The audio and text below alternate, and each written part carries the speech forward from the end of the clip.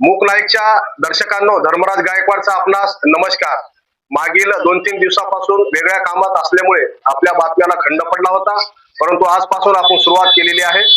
या ठिकाणी राष्ट्रीय किसान मोर्चाच्या माध्यमातून कृषी उत्पन्न बाजार समितीमध्ये शेतकऱ्यांच्या विविध समस्या घेऊन या ठिकाणी शेतकऱ्यासह अनेक कार्यकर्ते या ठिकाणी उपस्थित झाले होते. त्याने रितसर कृषी उत्पन्न बाजार समितीचे सचिव यांना निवेदन देऊन येणाऱ्या काळात जर शेतकऱ्यांच्या मागण्या मान्य नाही झाल्या तर 5 टप्प्यात आम्ही आंदोलन करू असे या ठिकाणी सांगितले.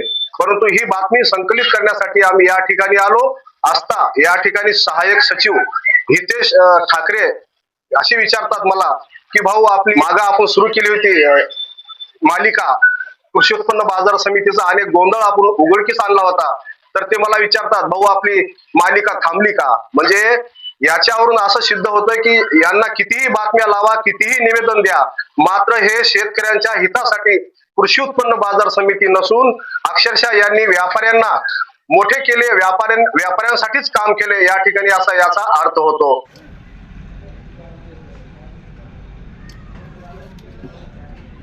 नमस्कार, मी तिलक नाईक. आज राष्ट्रीय किसान मोर्चाच्या माध्यमातून आज 8/12ला आम्ही कृषी उत्पन्न बाजार समिती APMC ला शेतकऱ्याच्या शेतमालाला हमी भावाप्रमाणेच त्यांना भाव मिळावा, त्याचसोबत कृषी उत्पन्न बाजार समित्या शासकीय हमी भाव केंद्र सुरू करण्यात यावे यासह इतरही मागण्याचं निवेदन आज आम्ही तहसीलदार यांच्या मार्फत आणि त्याचसोबत पणन महासंघाला दिलेलं आहे, माननीय मुख्यमंत्री साहेबांना दिलेलं आहे, त्याचसोबत महाराष्ट्राचे राज्यपाल यांना देखील दिलेला आहे. आणि राष्ट्रीय किसान मोर्चाच्या माध्यमातून 4 चरणामध्ये हे चरणबद्ध आंदोलन आम्ही छेडणार आहोत. जर का आधारभूत किमतीच्या हमी जर कुठल्याही कृषी उत्पन्न बाजार समितीच्या प्रांगणामध्ये जर शेतकऱ्याचा माल खरेदी केला तर राष्ट्रीय किसान मोर्चाच्या माध्यमातून आम्ही या देशामध्ये महाराष्ट्रामध्ये एक खूप मोठं असं उग्र आंदोलन छेडण्यात येईल. आणि आधीच हा शेतकरी हा सुलतानी आणि आसमानी संकटामध्ये असताना सरकार, इथली महाराष्ट्र सरकार असो आणि केंद्र सरकार असतो,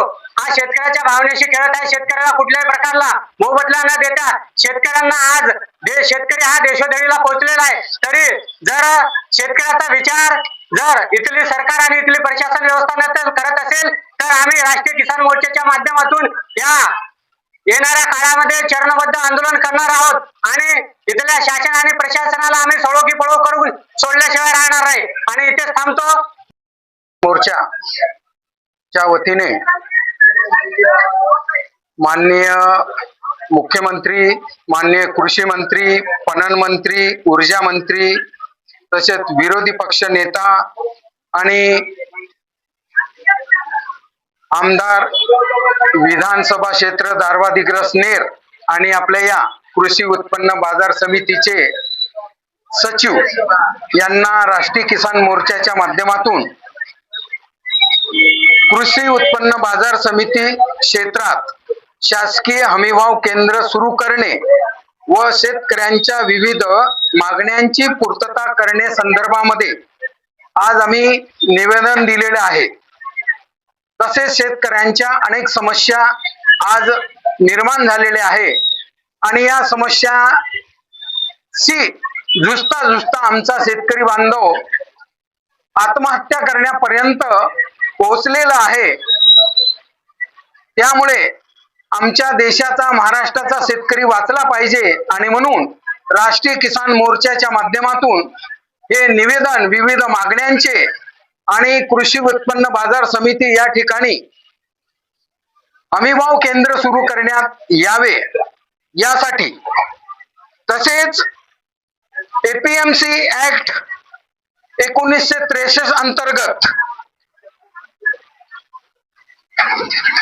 शासनाने, म्हणजे याच्यामध्ये कलम 32 घ आहे, शासनाने निश्चित केलेल्या आधार किमतीपेक्षा कमी किमतीला बाजार क्षेत्रामध्ये कृषी उत्पन्न खरेदी करण्यास प्रतिबंध करण्यासाठी विहित करण्यात येईल अशी व्यवस्था करणे आणि उपाययोजना करणे हे बाजार समितीचे आद्य कर्तव्य आहे. परंतु आम्हाला ह्या गोष्टी कृषी उत्पन्न बाजार समिती या ठिकाणी दिसत नाही आणि हे जे कलम 32 घ आहे यानुसार APMC ऍक्ट 63 यामध्ये ह्या सगळ्या तरतुदी असताना सुद्धा आमच्या शेतकरी बांधवांना म्हणजे हमी भाव हा दिला जात नाही आणि म्हणून शेतकऱ्यांच्या एवढ्या मोठ्या समस्या निर्माण झालेल्या आहे आणि त्या समस्या सोडवण्यासाठी राज्य पातळीवर आणि देश पातळीवर राष्ट्रीय किसान मोर्चा हा जवळजवळ 5 टप्प्यामध्ये जर ह्या शेतकऱ्यांच्या समस्या सोडवल्या नाही तर राष्ट्रीय किसान मोर्चाच्या माध्यमातून 5 टप्प्यामध्ये आंदोलन हे घोषित केलेलं आहे. तर आम्ही विनंती करतोय प्रशासनाला आणि कृषी उत्पन्न बाजार समितीला की या शेतकऱ्यांच्या ह्या समस्या आणि हमी भाव शेतकऱ्यांच्या मालाला प्रशासनाने दिला पाहिजे, अन्यथा राष्ट्रीय किसान मोर्चा संपूर्ण महाराष्ट्रभर आणि भविष्यामध्ये देशभरामध्ये सुद्धा आंदोलन करेल अशा प्रकारची भूमिका राष्ट्रीय किसान मोर्चाने ही घेतलेली आहे. अशाच बातम्या पाहण्यासाठी जनसामान्यांच्या हितासाठी अडीअडचणीसाठी पाहत राहा मूक नाईक न्यूज चॅनल. सदैव आपल्या सोबत आहे. धन्यवाद.